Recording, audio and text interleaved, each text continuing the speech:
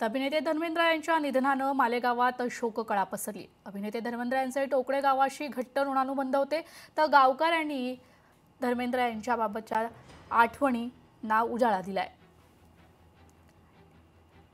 सिने अभिनेता धर्मेंद्र यांच्या निधनाने केवळ टोकडे पंचक्रोशीतील नाही तर संपूर्ण भारतातील चाहत्यांवर शोककळा पसरलेली आहे।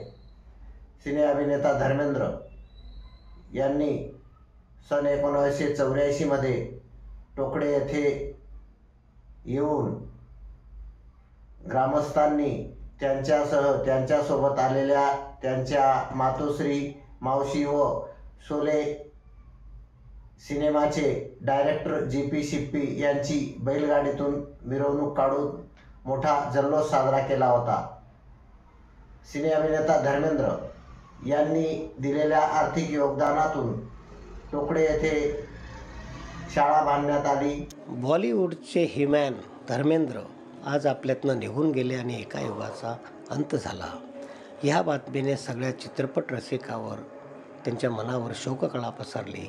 खास करून आमचं मालेगाव तालुक्यातील टोकडे गाव, इथे धर्मेंद्रचा या गावाशी खास संबंध होता।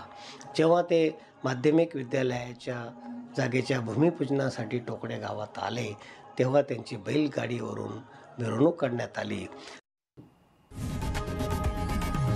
लोकशाही मराठी ऐका, पहा, जागरूक रहा।